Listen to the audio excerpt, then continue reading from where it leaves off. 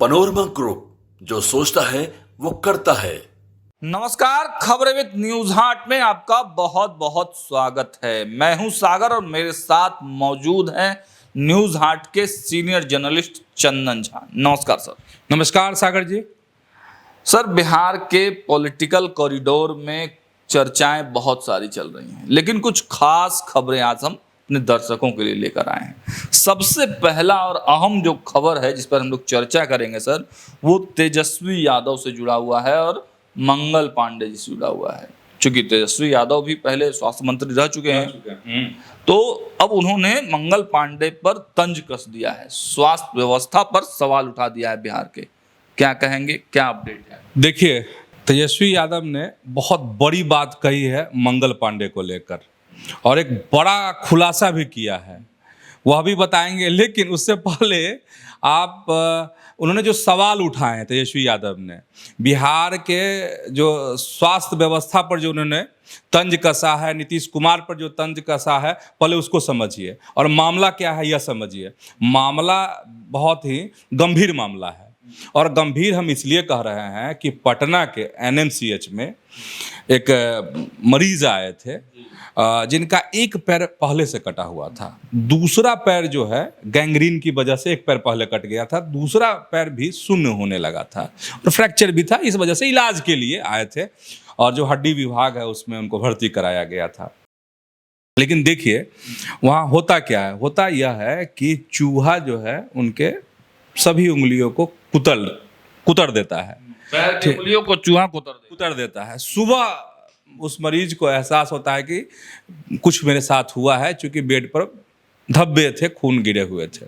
ठीक है, तो ये मामला हो गया। इससे पहले का मामला देखिए, उससे पहले क्या होता है कि एक मरीज का निधन हो जाता है, मृत मरीज के जो आँख होते हैं उसको चूहा कुतर चुका है और इस पर बहुत सवाल, बहुत बवाल हो चुका है। उसमें क्या कार्रवाई हुई वह अब तक समझ में नहीं आ रही है कि कार्रवाई क्या हुई। शराब भी पी चुका है चूहा बिहार में। हाँ, वो तो है ही, बांध में छेद भी कर चुका है।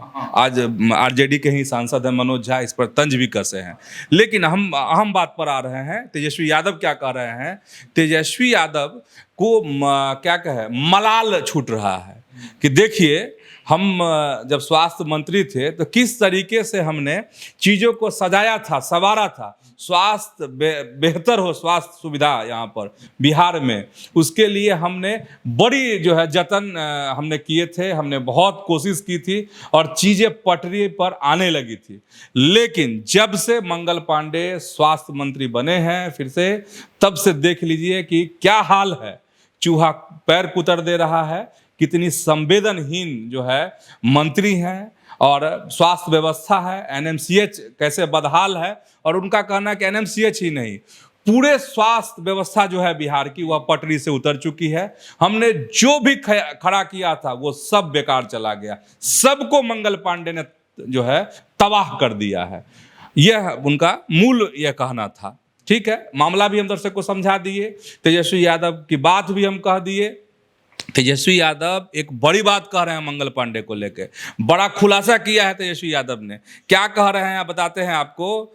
और तेजस्वी यादव कह रहे हैं कि देखिए, अंदर खाने आरएसएस और भाजपा के मुख्यमंत्री प्रत्याशी बन करके मंगल पांडे जो हैं घूम रहे हैं, लेकिन यह अमंगलकारी है। स्वास्थ्य मंत्री जो हैं मंगल पांडे अमंगलकारी हैं। और हमारे शासन के दौरान जब हम थे स्वास्थ्य मंत्री 17 महीने, तो उस समय जो हमने सारे काम किए वह देखिए, और अभी का जो बदहाल स्थिति है उसको देखिए। सबसे बड़ी बात कि मंगल पांडे के बारे में सबसे पहला ऐसा कोई नेता है तेजस्वी यादव जो कह रहे हैं कि जो सीएम कैंडिडेट हैं, अपने को ये समझ रहे हैं।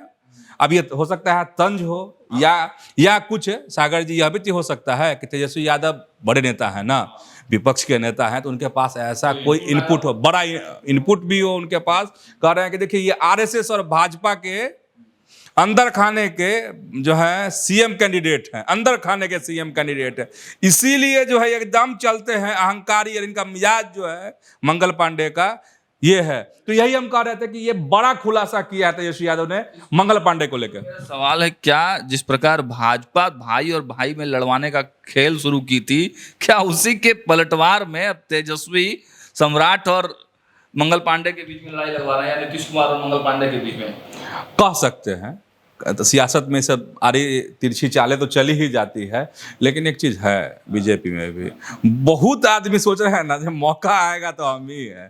ये है, बहुत नेताओं के मन में है। CM candidate. हाँ, ये हम भाजपा की बात कर रहे हैं, अभी हम जदयू एनडीए की बात नहीं कर रहे हैं।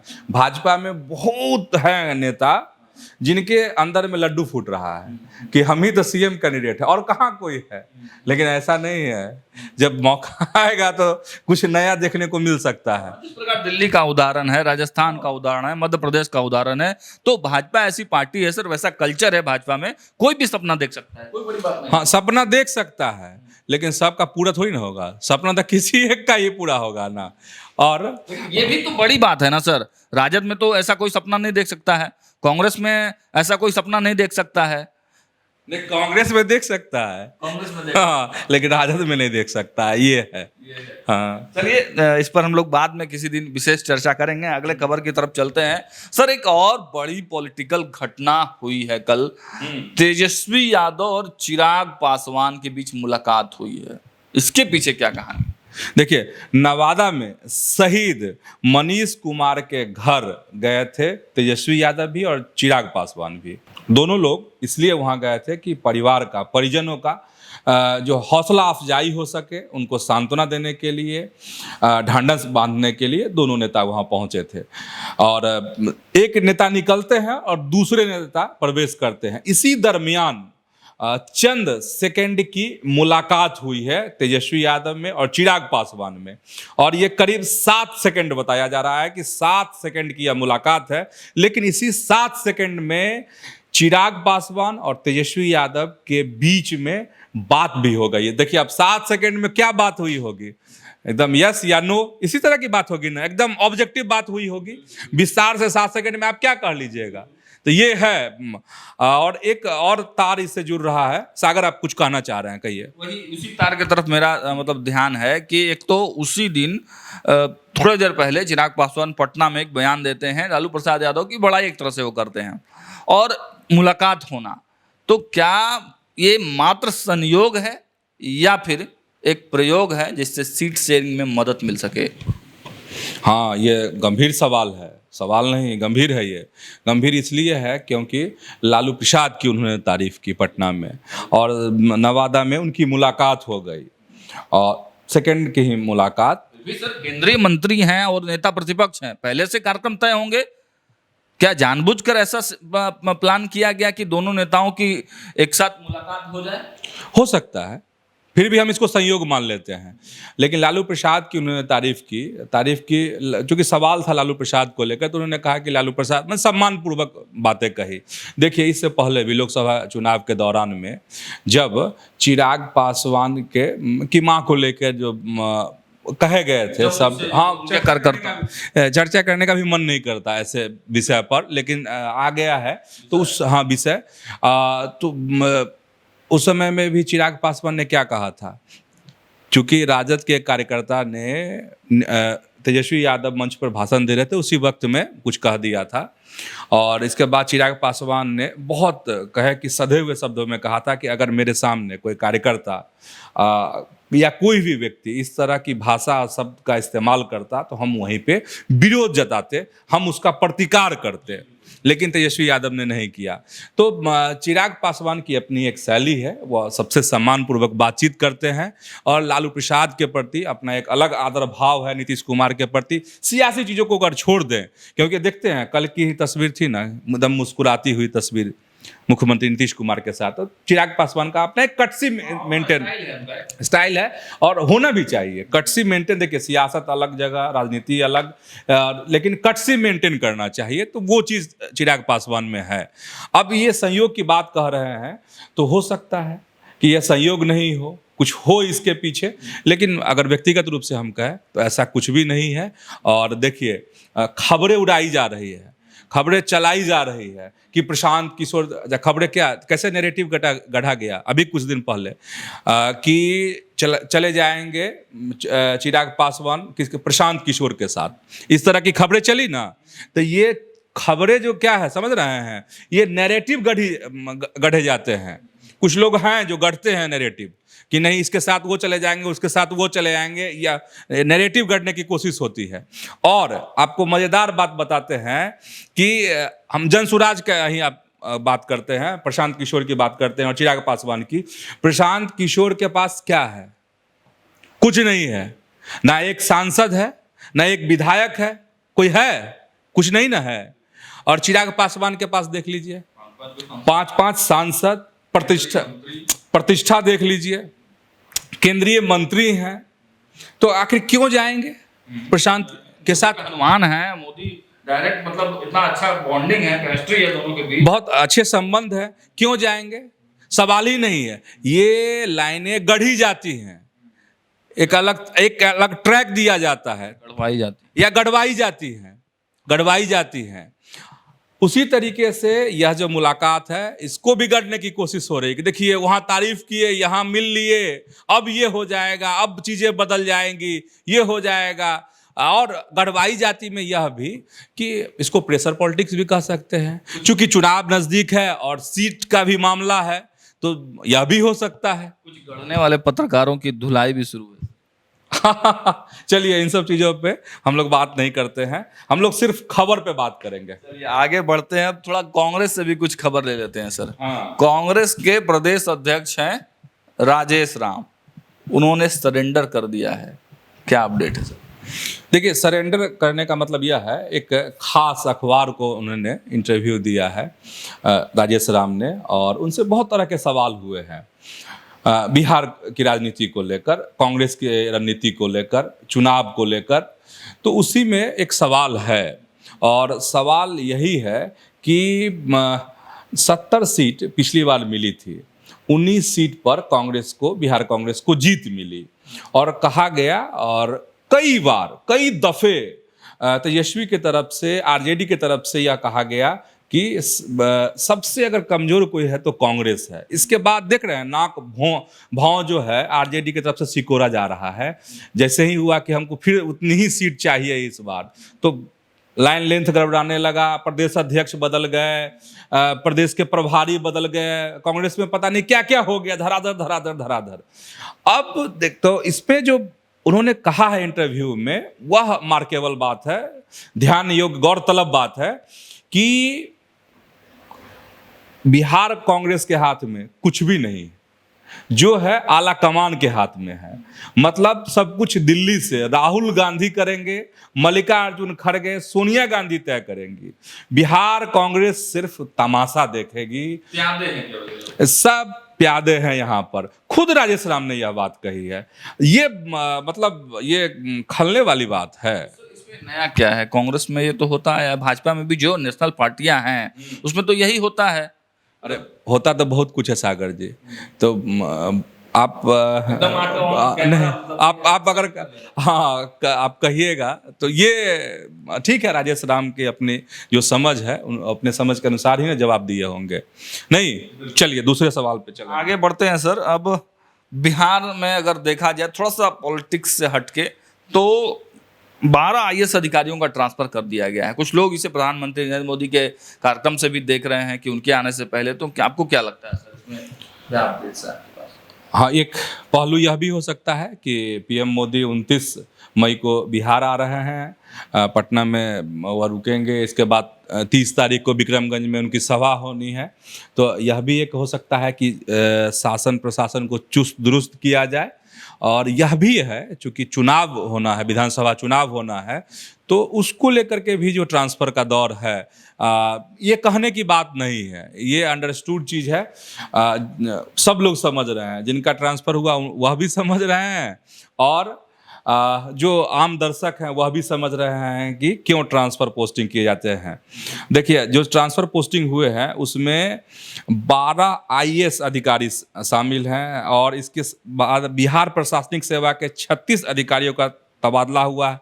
6 IPS अधिकारियों का भी तबादला किया गया है। तो बड़े पैमाने पर हेरा फेरी यहाँ से वहाँ, वहाँ से वहाँ, यहाँ से वहाँ किया गया है। हर रोज की तरह आज फिर last but not the list अंतिम मुद्दा है, लेकिन किसी से कम नहीं, नेशनल के तरफ बढ़ते हैं हम लोग, जो राष्ट्रीय मुद्दे हैं। सर, कल भारतीय जनता पार्टी के आईटी सेल के राष्ट्रीय अध्यक्ष अमित मालवीय ने एक ट्वीट किया, एक तस्वीर ट्वीट की। इस तस्वीर को हम भी अपने स्क्रीन पर दिखा रहे हैं और अब तक सब कोई लगभग लोग देख ही चुके होंगे। लेकिन इसके बाद जो उथल पथल मची, पूरा दिन सियासत से भरा रहा, पूरा ट्विटर संग्राम छिड़ गया, क्या कहेंगे इस पूरे में? देखिए, बहुत ये तो गंभीर मसला है और पहले बात को समझ लेते हैं। ऑपरेशन सिंदूर, ठीक है, जो हुआ, इसके बाद से आपको भाजपा और कांग्रेस के बीच जो है पोस्टर वार जारी है और इसको लेकर भाजपा जो है, जो अमित मालवीय का नाम बता रहे थे अभी सागर, तो उन्होंने जो 2 पोस्टर जारी किए, ठीक है, उसमें अमित मालवीय ने एक में राहुल गांधी का चेहरा, जो पाकिस्तान के आर्मी चीफ हैं, आसिम मुनीर के साथ मिक्स किया गया था। हालांकि उन्होंने, अमित मालवीय ने पोस्ट में आसिम मुनीर के नाम का जिक्र नहीं किया है। फिर इसके जवाब में कांग्रेस के प्रवक्ता हैं पवन खेरा ने कल दोपहर 3 बजे पोस्टर जारी किया। इसमें विदेश मंत्री जो है एस जयशंकर को जयचंद करार दिया। तो ये हो गई। अच्छा, अब हम आते हैं, विषय बता दिया आपको, अब आते हैं कि इससे क्या इम्पैक्ट पड़ रहा है। देखिए, इससे इम्पैक्ट यही पड़ रहा है कि ना इससे भाजपा को फ़ायदा मिलने वाला है और ना कांग्रेस को लाभ होने वाला है। दोनों में से किसी को लाभ नहीं होने वाला है, क्योंकि देश की जो जनता है, यह बहुत संवेदनशील मसला है, ठीक है, और इस मसले पर बिल्कुल देश की जनता यह नहीं चाहती है कि इस मसले पर किसी तरह के पोस्टर, कार्टून बनाए जाएं। जो आम जनता की हम बात कर रहे हैं, आम जनता के मन में अगर मोदी प्रिय हैं, तो आम जनता के मन में कांग्रेस के राहुल गांधी भी प्रिय हैं। दोनों चूंकि एक नेता हैं, प्रधानमंत्री हैं, तो दूसरा भी, हाँ, दूसरा जो है विपक्ष के नेता हैं, तो दोनों जो है सम्माननीय है। लेकिन सियासत है, देखिए अब है क्या है, सियासत यह है कि मुद्दा जो बना पहलगांव और उस पर इसके बाद उसकी भारत की कार्रवाई, तो बीजेपी चाहती है कि ये पूरा मुद्दा उसके पाले में रहे, जबकि विपक्ष कांग्रेस चाहती है कि नहीं, इस मुद्दे को छीन ले। तो छीना झपटी का स्तर जो है नीचे जा रहा है, इसीलिए इस तरह के पोस्टर जारी किए जा रहे हैं। लेकिन देश की जनता को यह चीज़, मुझे लगता है कि कुछ लोगों को शायद पसंद हो, लेकिन अधिसंख्य लोगों को इस तरह के पोस्टर, इस तरह के तंज जो हैं अच्छे नहीं लगते हैं। बिल्कुल, अभी पूरा देश चाहता है कि चाहे सत्ता पक्ष हो या विपक्ष, एकजुट होकर पाकिस्तान को करारा जवाब दिया जाए, और केवल पाकिस्तान को ही नहीं बल्कि पूरे विश्व समुदाय को एक मैसेज दिया जाए कि भारत राजनीतिक तौर पर एकजुट है और हम किसी को भी जवाब देने के लिए सक्षम है। देखिए, एक चीज बताएं, इसी में बता देते हैं, आखिर में ये बताते हैं कि देखिए कि देश और दुनिया भारत को किस नज़रिए से देख रहा है। एक चीनी मिसाइल PL-15E का मलबा भारत में गिरा था। जब दोनों देश, मतलब भारत और पाकिस्तान के बीच में तनातनी की स्थिति थी, तो दोनों देश उस समय में क्या हुआ था, उधर से पाकिस्तान अपने तीर चला रहे थे, मतलब चीनी मिसाइल पाकिस्तान छोड़ रहा था और उसको फुस कर दे रहा था कौन, तो भारत का एयर डिफेंस, हाँ, जो एयर डिफेंस सिस्टम था। तो इससे पूरी दुनिया ताज्जुब में है कि आखिर वो चीनी मिसाइल है क्या जो फुस हो गई और फुस हो जा रहा है, क्यों फुस हो जा रहा है, और भारत कितना ताकतवर है कि फुस कर दिया चीनी मिसाइल को। तो जान रहे हैं, खबर यह है कि जापान, फ्रांस, ऐसे देश, कई देश हैं जो उस चीनी मिसाइल जो फुस हो गया भारत में, उसका मलबा खरीदने के लिए बेचैन है। और उस मलबा, आप दर्शक पूछ सकते हैं उस मलबा का क्या होगा, उस पर रिसर्च करेंगे ये देश। देखिए, देश कहाँ देख रहा है आपके युद्ध को, और आप कहाँ अटके हुए हैं, पोस्टर जारी कर रहे हैं, कार्टून बना रहे हैं। तो इसीलिए एक गंभीर खबर भी हम अपने दर्शकों को बता दिए। चलिए, तो देखिए, बिहार से जुड़े हुए तमाम पॉलिटिकल अपडेट्स और उसके साथ साथ नेशनल कुछ जो मुद्दे हैं उसको भी हम इस हमारा अपना जो कार्यक्रम है उसमें जगह देंगे। लेकिन आप तमाम दर्शकों से एक आग्रह है कि वीडियो अगर पसंद आए तो कमेंट बॉक्स में जरूर हमारा उत्साहवर्धन करें, और अगर कोई सवाल है आपके पास तो वो सवाल भी कमेंट बॉक्स में पूछ सकते हैं। फिलहाल शेयर भी करना है। हाँ, शेयर भी कर दीजिए। फिलहाल इस वीडियो में इतना ही। देखते रहिए न्यूज़ 8। बहुत बहुत धन्यवाद।